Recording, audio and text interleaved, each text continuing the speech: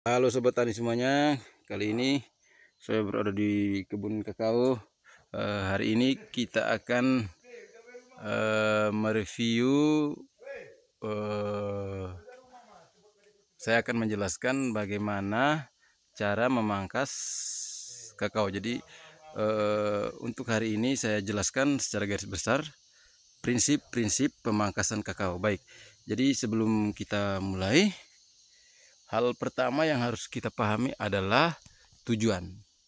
Oke, sobat tani, untuk tujuan pemangkasan ini sendiri kita harus tahu, yaitu untuk mengatur cahaya matahari yang masuk ke dalam kebun kakao. Jadi tujuannya untuk mengatur cahaya matahari. Tujuannya adalah agar menjaga kelembapan udara sehingga buah kakao tidak membusuk. Jadi kalau cahaya mataharinya kurang, otomatis buahnya banyak yang busuk atau mengalami busuk buah. Jadi salah satu caranya adalah kita melakukan pemangkasan. Oke, baik sobat tani semuanya. Lalu tujuan berikutnya juga, pemangkasan ini juga untuk meningkatkan produksi. Oke, jadi memang ada dahan-dahan tertentu yang harus kita buang. Oke, ada dahan-dahan tertentu yang harus kita buang. Oke, dahan-dahan ini biasanya dahan-dahan yang tidak penting atau yang tidak menghasilkan buah untuk pohon kakao di kebun kita. Baik, sobat tani semuanya, yang pertama, prinsip pertama yaitu yang harus kita ketahui, yaitu bahwa yang harus dipangkas adalah daun-daun kakao yang daunnya bersentuhan. Oke, saya kasih tunjukkan seperti ini.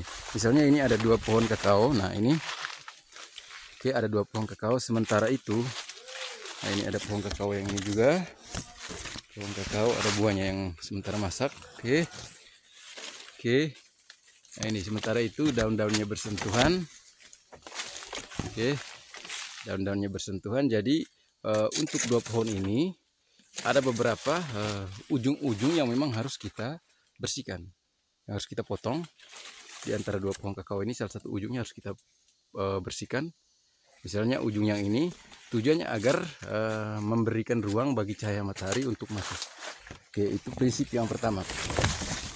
Jika ada 2 pohon kakao yang bersentuhan daun-daunnya, maka haruslah dipotong sedemikian rupa sehingga memberikan ruang bagi cahaya matahari yang masuk. Oke, itu prinsip yang pertama. Prinsip yang berikutnya yaitu daun-daun yang terlalu yang bertindihan. Maksudnya cabang-cabang yang bertindihan. Oke, cabang-cabang yang saling bertindih, saya ambil contoh misalnya cabang yang ini, cabang yang ini misalnya. Nah ini dia bertindihan dengan cabang yang sebelah atas. Oke. Sementara itu kalau kita perhatikan cabang yang ini kurang sehat. Cabang yang ini kurang sehat. Oke teman-teman, dia bertindihan dengan cabang yang sebelah atas. Yang lebih sehat dan produktif cabang ini, ada beberapa buah tadi saya sudah potong. Oke, jadi cabang yang bagian bawah ini harus kita potong. Cabang yang bertindihan seperti ini kita potong. Kenapa? Karena yang pertama saling menghalangi cahaya matahari yang masuk. Lalu yang kedua, jika saling bertindihan maka otomatis pembuahan pada pohon kakao tersebut akan berkurang. Oke, karena makanan yang dibawa dari dalam tanah harus dibagi kepada banyak cabang. Oke, itu prinsip yang kedua. Prinsip yang ketiga, jadi ini biasanya teman-teman banyak yang bertanya, berapa cabang yang harus dibiarkan pada kakao? Oke, yang diberikan pada batang pohon kakao. Nah ini batangnya, nah ini cabangnya, cabang pertama, tingkat pertama, lalu cabang tingkat kedua.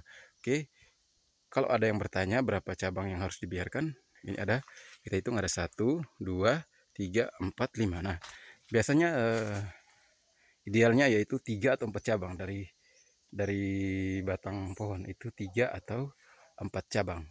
Tetapi yang berikut kita perhatikan lagi dengan keadaan kakao. Jika 3 atau 4 pohon, 3 atau 4 cabang ini itu kalau di dalam situasi tertentu di mana pohon-pohon cabang dari pohon-pohon itu tidak saling menghalangi. Jadi kita biarkan cukup 3 atau 4. Tapi kalau kondisi kebun kakao yang dengan jarak tanam yang cukup jauh, sehingga dahan-dahannya tidak saling berhalangan dan bentuk cabangnya pun tidak saling bertindihan, maka saran saya boleh dibiarkan sampai beberapa cabang, misalnya 5 atau 6. Sebenarnya tidak apa-apa, karena tujuan pemangkasan ini sendiri cuma untuk mengatur kelembapan cahaya matahari. Oke, teman-teman semuanya, jadi itulah bagaimana cara memangkas pohon kakao. Semoga sukses semua. Salam petani pemula.